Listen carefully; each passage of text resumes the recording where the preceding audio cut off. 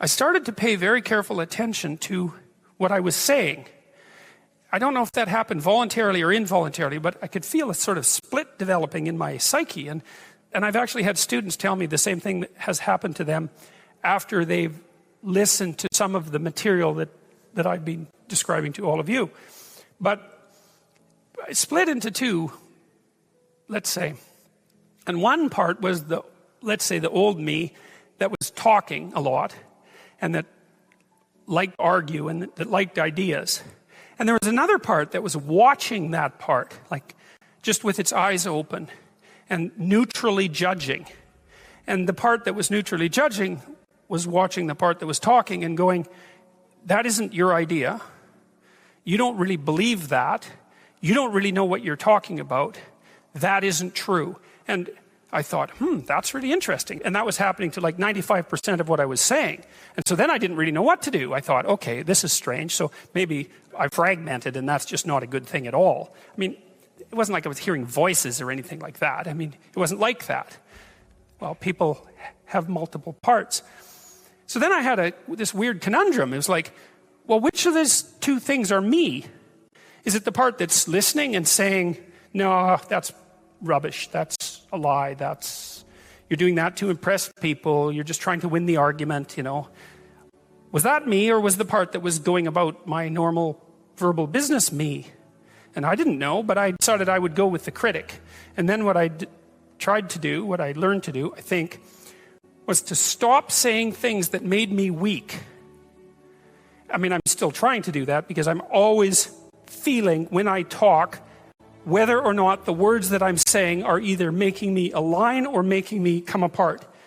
And I think the alignment, I really do think the alignment is the right way of conceptualizing it, because I think if you say things that are as true as you can say them, let's say, then they come out of the depths inside of you. Because we don't know where thoughts come from. We don't know how far down into your substructure the thoughts emerge. We don't know what processes of physiological alignment are necessary for you to speak from the core of your being. We don't understand any of that. We don't even conceptualize that, but I believe that you can feel that. And I learned some of that from reading Carl Rogers, by the way, who's a great clinician, because he talked about mental health in part as a coherence between the spiritual or the abstract and the physical, that the two things were aligned. And there's a lot of idea of alignment in psychoanalytic and clinical thinking. But anyways, I decided that I would start practicing not saying things that would make me weak. And what happened was that I had to stop saying almost everything that I was saying. I would say 95% of it.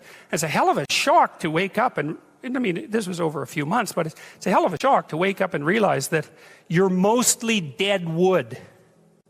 It's a shock. And you might think, well, do you really want all of that to burn off? It's like, well, there's nothing left but a little husk, 5% of you. It's like, well, if that 5% is solid, then maybe that's exactly what you want to have happen. It's a question worth asking. Just exactly what are your motives? Well, maybe they're purer than mine were, and it's certainly possible. I don't think that I'm naturally a particularly good person. I think I have to work at it very, very hard. And I don't necessarily think that everyone is like that. But some people are worse than that. And everyone's like that to some degree. So it's worth thinking about. Just how much trouble are you trying to cause? And the other thing you might think about is that if you're not doing something important with your life, by your own definition, because that's the game that we're playing, you get to define the terms, at least initially. Maybe you're prone to cause trouble just because you don't have anything better to do. Trouble is more interesting than boring. That's something you learn if you read Dostoevsky. Dostoevsky knew that extraordinarily well. And so if you're not doing something, if you're not pushing yourself to the limits of your capacity, then you have plenty of leftover willpower, energy, and resources to devote to causing interesting trouble. And it's not self-destructive, because what it is an attempt to, it's like the diagnosis of an illness. It's like if that does happen to be the case for you, or to some degree, maybe it's only 10% of you or something, or maybe it's 90%, well then coming to terms with that is excellent, because then maybe you can stop doing it. And what would be the downside to that? you'd have to give up your resentment, obviously, and your hatred and all of that. And that's really annoying because those emotions are they're easy to engage in, and they're engaging, and they have this feeling of self-righteousness with them, and that goes along with them. But you're not doing this in order to put yourself down. You're doing this in order to separate the wheat from the chaff and to leave everything that you don't have to be behind.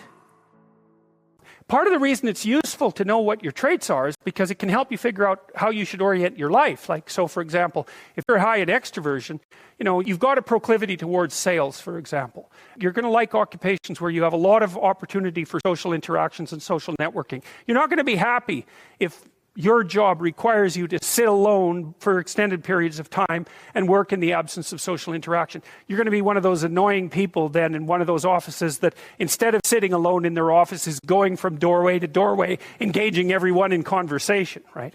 So, and you want to be in a position that capitalizes on your traits because it's really difficult to work contrary to your traits. The other thing that's worth thinking about too, we've got a hypothesis that we're still working out that's supported to some degree by the relevant literature. So imagine that you're looking for a stable partner, right? So you might think, well, what do you want in a stable partner? And at least in principle, one of the things you don't want is too much mismatch between you and that person on the 5 fundamental dimensions. So for example, if you're really extroverted and you have a really introverted partner, you're going to engage in continual conflict about how much social activity the two of you should subject yourself to. And it's very, very difficult for people who widely differ on those dimensions to come to consensus, because it's not just a matter of opinion, right? It's really a matter of different, if you're looking at extremes, of really different types of people. And the thing about introverts is they just don't enjoy large-scale social interaction that much. One-on-one, they're often fine, but in a group, they don't like that, and it tires them out. Whereas a real extrovert, it's like you isolate them, and they just wither on the vine, because a huge part of what actually motivates them in a positive way is tangled up with social interaction.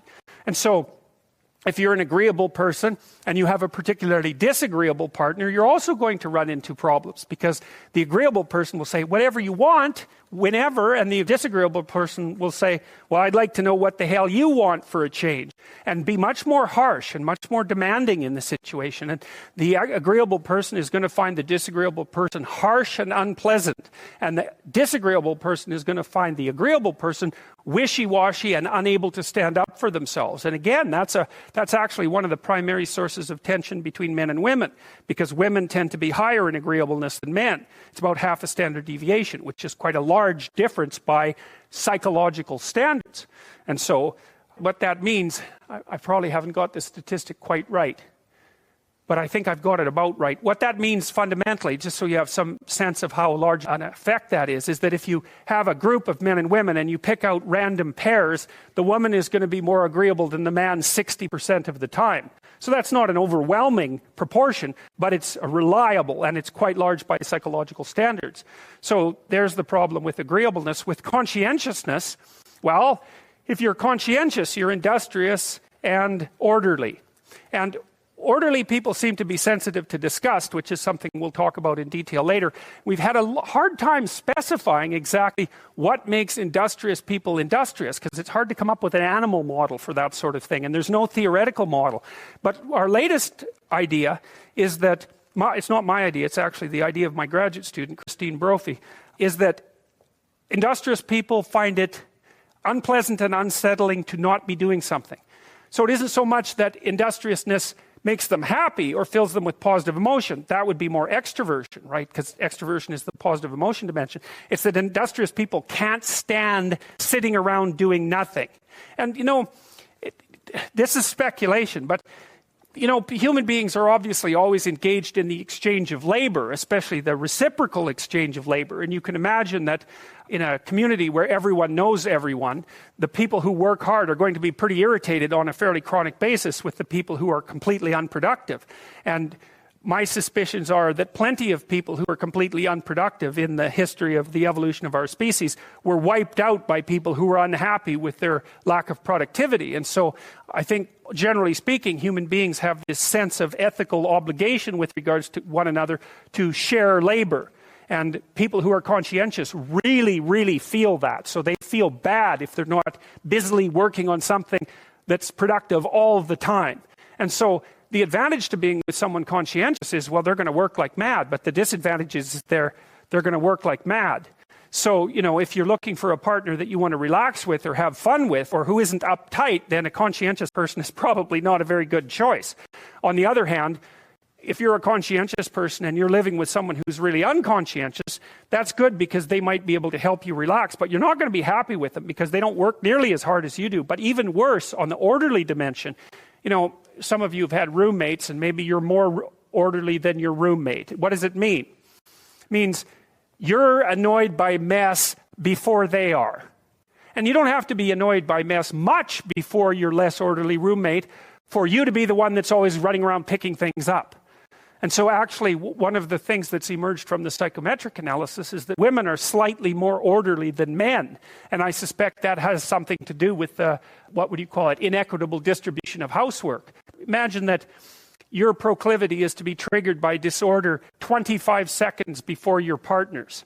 Well, it doesn't take much difference for you to be the one that's always concerned about the mess first. Anyways, and so if you're a really orderly person and you live with a disorderly person, well, good luck getting along with them. They're going to regard you as like uptight and over-concerned with details and unwilling to relax, that's for sure. And they're going to regard you as, well, just a bloody mess. And how can anyone possibly live with someone like you? And so another reason why it's useful to understand your personality is because I think it gives you a better crack at finding someone that you can actually live with over the long run. And I don't think you want to live with someone who's exactly like you, because then both of you have the same strengths and weaknesses. And there's a bit of a problem there, right? Because maybe an agreeable person can use a bit of a disagreeable person around them to balance each other out, and vice versa, right? So we don't understand the optimal balance for long-term thriving in a relationship, but I think we do understand the fact that if you're too different in your traits, where you're different is going to constitute a chronic source of conflict.